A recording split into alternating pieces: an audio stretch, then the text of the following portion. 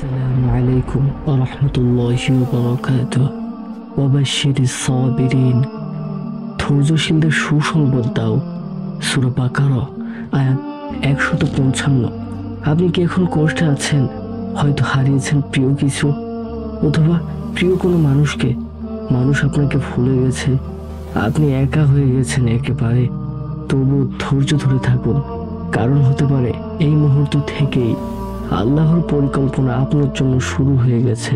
তিনি চান আপনি সফল হন, কিন্তু তার আগে তিনি আপনাকে শক্তপোক্ত করে গড়ে তুলতে চান এক একটি পরীক্ষার মাধ্যম দিয়ে।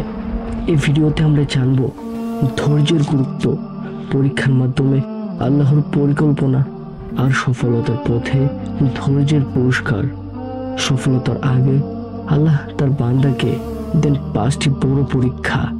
যেমন তিনি বলেন, وَلَنَبْلُوَنَّكُمْ بِشَيْءٍ مِّنَ الْخَوْفِ وَالْجُوعِ وَنَقْصٍ مِّنَ الْأَمْوَالِ وَالْأَنفُسِ وَالثَّمَرَاتِ وَبَشِّرِ الصَّابِرِينَ।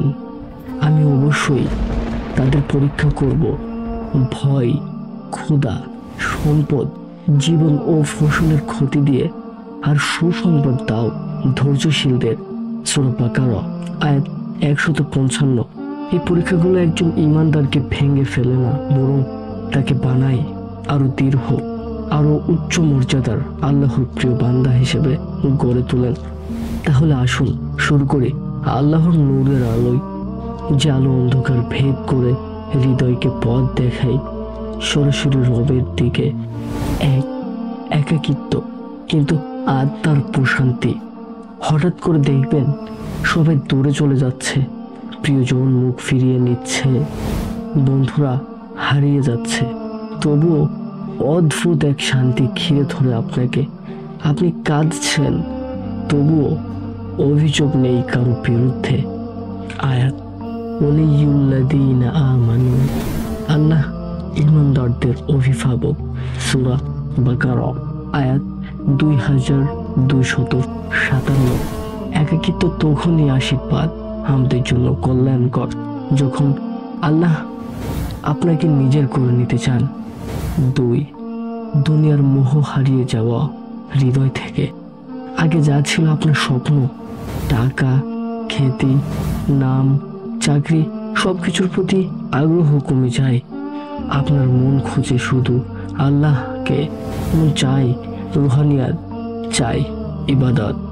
ওমা উল হায়াতাদ দুনিয়া ইল্লা মাতাউল গুরুর। এই দুনিয়া এক প্রতারণার উপকরণ মাত্র।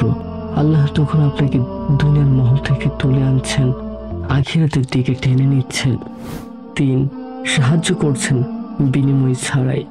কেউ ধন্যবাদ দেয় না, কেউ দেখে না আপনার চেষ্টা, তবু আপনি সাহায্য করেন, চুপচাপ কুরবানি দেন নিজেকে।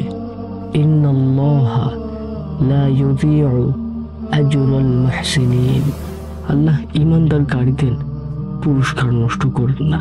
আপনি কাউকে খুশি করার জন্য নয়, শুধু আল্লাহকে রাজি করার জন্য কাজ করছেন। এটাই আসল সফলতা। 4, কষ্টে ডুবে ঈমান জেগে ওঠে। রোগ, অপমান, অভিযোগ, চাকরি হারানো, পরিবারে অশান্তি, সব মিলিয়ে জীবন ভেঙে যাচ্ছে। কিন্তু এই সময়েই আপনি কোরআনের দিকে ফিরে যান। নামাজে কান্না আসে, দোয়াতে গভীরতা জন্ম নেয়। ওয়াবাশশিরিস সাবিরিন, সবরকারীদের সুসংবাদ দিন। সূরা বাকারা আয়াত 2155।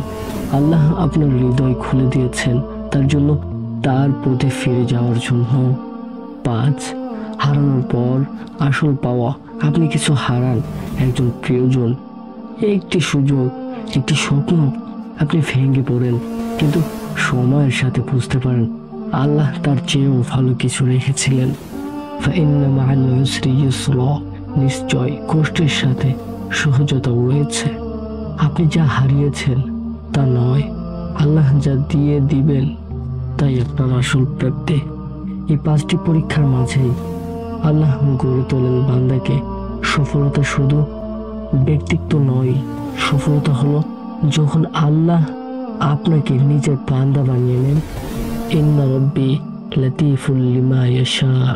আমার রব যা চান তিনি তা খুব ক্ষুদ্রভাবে করেন। কষ্টের মধ্যে হাসুন, তাওয়াক্কুলে ডুবে যান, আর মনে রাখুন আপনি আছেন আল্লাহর পরিকল্পনায়। আপনার সফলতা তৈরি হচ্ছে ইনশাআল্লাহ।